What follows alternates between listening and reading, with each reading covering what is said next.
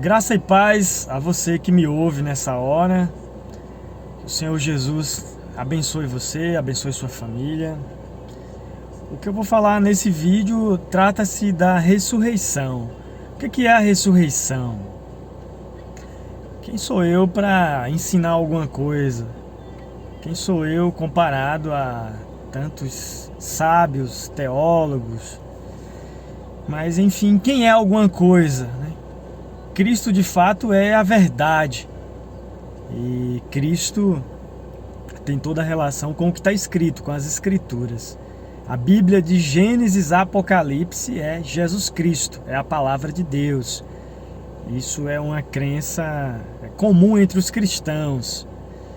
Então o sábio de verdade é a palavra, é a própria palavra, é o próprio Cristo. E claro que isso é manuseado pelos homens. No tocante a esse assunto, ressurreição, não tem como falar isso num vídeo tão curto como esse que eu estou fazendo aqui. Pretendo ficar aí de 15 a 20 minutos no máximo. Mas vamos tentar tocar nos pontos mais essenciais. Primeiramente vamos pensar no seguinte, vamos pensar na questão da morte, né? Antes de ressuscitar, você tem que morrer. Não há ressurreição se antes não tiver morte, certo? Então vamos colocar uma base aqui para entender o que é a morte, né? Quando é que eu morro? A morte é só quando eu estou no caixão, quando há um atestado de óbito declarando que eu estou morto? Então é uma pergunta que eu estou fazendo. Essa é a real morte? Ou na verdade eu já nasci morto? Então a interpretação, a compreensão é parte desse princípio, né? Claro que há a morte física, mas também há a morte espiritual. Logo abre-se dois pensamentos: morte física, morte espiritual. Como é a ressurreição? Se você falar de ressurreição física, então seria a ressurreição num corpo, nesse corpo ou num corpo visível. Percebe como que vai ficando complexo o assunto? Mas vamos pensar aqui na Bíblia, olhando pela Bíblia. Lá em Gênesis já está escrito que no dia que comesse daquele fruto proibido, o homem então morreria. E o que é que acontece? O homem come. E quando é que o homem de fato morre? Adão vai morrer com quase 1000 anos. Ele vive mais de 900 anos até que a morte física aconteça. E a morte espiritual, quando é que aconteceu? Ali instantaneamente. Quando ele comeu do fruto proibido, seus olhos foram abertos. Seu entendimento, o raciocínio humano, essa inteligência humana foi despertada, porque ele comeu da árvore da ciência. A árvore da ciência é a morte. O despertar da natureza carnal, a vida carnal é a morte. Então, introduzindo essa interpretação, essa compreensão de que a vida carnal é a morte, nós então podemos prosseguir. Ainda dando mais uma chancelada, ainda dando mais uma palavra sobre entender bem isso, nós podemos ir ao que Jesus diz. Jesus vai dizer no Evangelho segundo João, ele vai declarar, João 5, a partir do versículo 24 a seguir, ele vai dizer: a hora vem e agora é. A hora vem e já chegou, em que os mortos ouvirão a voz do Filho de Deus, e os que a ouvirem viverão. E seguindo a leitura, ele vai dizer: não fiquem maravilhados, porque virá o tempo em que todos ressuscitarão, uns para a ressurreição da vida e outros para a ressurreição da condenação. Então a Bíblia vai ser abrangente nesse tema, por isso que vai ter esse monte de interpretações. Então, de forma mais popular, se acredita na ressurreição do último dia. numa ressurreição final. E nessa ressurreição final, então, com a vinda de Cristo, e então os mortos vão ressuscitar. Então traz-se essa visão de uma ressurreição física, de uma ressurreição literal, de uma ressurreição no futuro, não de uma ressurreição espiritual. A minha compreensão, e eu não quero convencer você, nem impor isso a você, é que não haverá essa ressurreição literal. Eu particularmente não acredito. Eu acredito que já estou ressuscitado com Cristo. Eu particularmente acredito que São João 11, versículo 25 e 26, ali Jesus diz, eu sou a ressurreição e a vida. Jesus disse isso, eu sou a ressurreição e a vida. Aquele que crê em mim, ainda que esteja morto, viverá. E todo aquele que vive e crê, nunca morrerá. Então, eu acredito que essa escritura fala o que eu estou tentando dizer aqui nesse vídeo. Que os mortos, na verdade, são espirituais. Que, na verdade, não precisa chegar a um caixão. E que a ressurreição também é espiritual. Logo, baseado nesse versículo, a compreensão que eu estou transmitindo aqui é que eu nasci morto. E no dia que eu ouvi a voz do Filho de Deus, no dia que eu ouvi o Evangelho, então eu ressuscitei. E a ressurreição dos mortos é a que me dá a vitória sobre a carne. A carne não vive mais. Ora, isso eu não estou dizendo que eu não vá mais pecar ou que eu não vá mais cometer nenhuma falha. Isso é necessário ser entendido. O que isso significa é que eu estou ressuscitado em Cristo e que eu creio nessa ressurreição espiritual, que eu não vou mais morrer. Quando velarem meu corpo, ali não será eu. Então eu ensino isso, eu creio nisso. E quem puder acreditar assim, amém. Quem não puder, também amém. Mas eu acredito que eu não preciso mais ressuscitar. Eu não preciso mais voltar a esse corpo, ou ter esse corpo aqui. Mas eu creio na promessa de que já estou ressuscitado com Cristo e a morte não mais tem poder sobre mim. O que vai acontecer com esse meu corpo, eu não me importo. Se morrerei hoje, amanhã ou daqui 100 anos, se será cremado, se será sepultado. Eu declaro pela minha fé na Escritura, no Evangelho, em 2 Coríntios capítulo 5, eu já tenho um tabernáculo me esperando, que não é dessa criação, mas é um tabernáculo do céu, feito pela mão de Deus, que tem total relação com as moradas que Jesus foi preparar. Então eu não creio em voltar a uma ressurreição literal. Eu acredito perfeitamente que já estou ressuscitado com Cristo, que viver é Cristo e morrer é lucro. Esse é o ensinamento sobre ressurreição que eu trago para você, mostrando que quando você ouve a voz do Filho de Deus, você já não entra mais em condenação. Em João 5, Jesus enfatiza isso. Aquele que ouve a minha palavra e crê naquele que me enviou, não entrará em condenação, mas já passou da morte para a vida. Então eu acredito que não vou enfrentar o tribunal de Cristo, porque já o enfrentei aqui, aceitando a Cristo como meu Salvador pessoal, vendo que Ele é essa grandeza do Evangelho. Então eu não vou me deparar diante do tribunal para ser julgado, porque eu creio e pela fé já fui justificado. Pela fé no sangue de Jesus, nele confiando, eu não vou comparecer ante o tribunal de Cristo. E isso eu estou falando, não estou afrontando a Escritura. Em 2 Coríntios 5, versículo 10, está escrito: todos haveremos de comparecer ante o tribunal de Cristo, para darmos conta do que fizemos pelo corpo, quer seja o bem, quer seja o mal.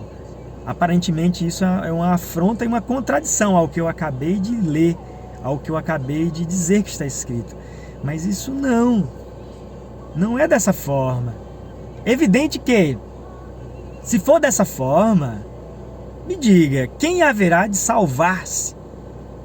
Quem haverá de salvar-se? E baseado nessa interpretação, nesse versículo, seria salvo por fazer bem ou fazer mal? Então esse versículo, ele destoa do conteúdo paulino. O mesmo apóstolo que escreveu isso, ele escreveu também a outra escritura em Coríntios que vai dizer: nenhuma carne será justificada perante o Senhor. Em Romanos capítulo 3 que ele vai dizer isso, né? Que não há nenhum homem bom, não há nenhum homem justo, todos são pecadores. Deus é verdadeiro e o homem é mentiroso. E diante do tribunal de Cristo, nenhuma carne se salvará pelas obras da lei. A nossa justificação, a nossa salvação é a fé em Jesus Cristo. Esse Paulo, se você pegar o conteúdo maior das suas epístolas, você verá que ele declara isso. No tocante à ressurreição, também, ele traz essa compreensão de que a ressurreição não é literal. Ele diz: você é insensato ao acreditar que a semente que é plantada é a mesma que se levanta. Em 1 Coríntios capítulo 15 ele fala dessa ressurreição. E então ali ele mostra com essa clareza que não é uma ressurreição literal, não é o mesmo corpo que é plantado. Aqui nós recebemos corpos humanos, que tem o pecado nesses corpos porque veio de Adão. Mas no novo nascimento em Cristo, nós então somos agora do segundo Adão. E isso já tem tudo a ver com a ressurreição. Efésios capítulo 2, leia para você ver. A ressurreição é espiritual, nós já estamos ressuscitados com Cristo. E essa ressurreição com Cristo é uma ressurreição não mais para morrer de novo. Logo, se não morre de novo, não se precisa ressuscitar mais. Você ressuscita para viver eternamente. Isso vai estar interligado em várias outras doutrinas, a ideia do milênio. Não creio que eu vou viver 1000 anos com Cristo.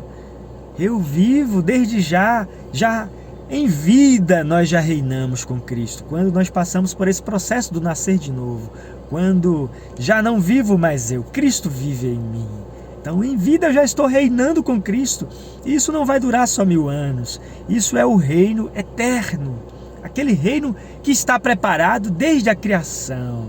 Então nós, em Cristo, já alcançamos isso. É uma glória eterna. Nós não somos mais criaturas aqui debaixo da terra, do tempo.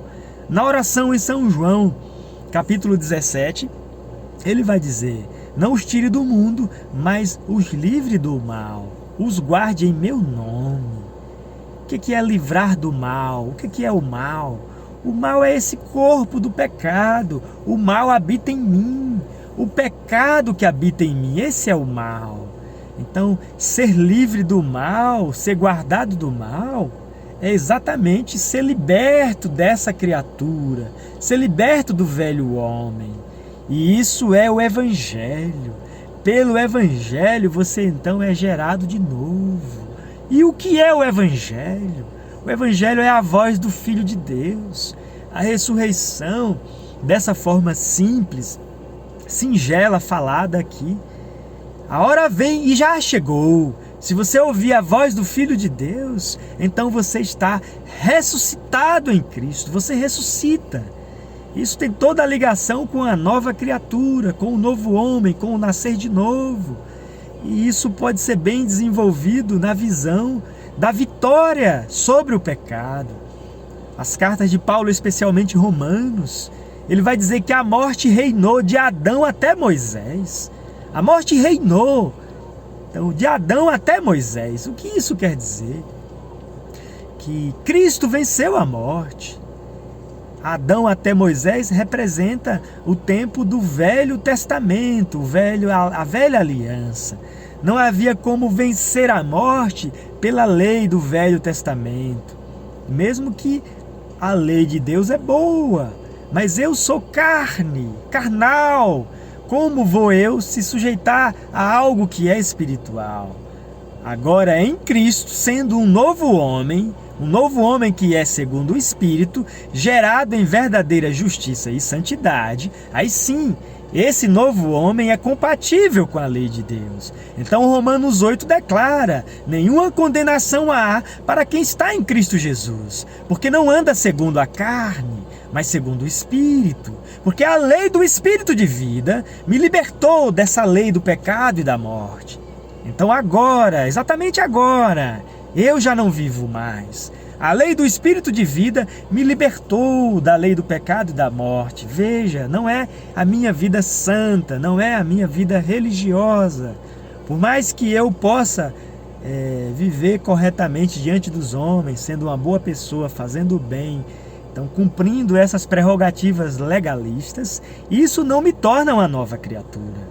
Para eu ser uma nova criatura, é preciso o sopro do Espírito. Então o Espírito sopra aonde Ele quer. Se Ele quiser soprar em um assassino, Ele soprará e dali sairá uma nova criatura.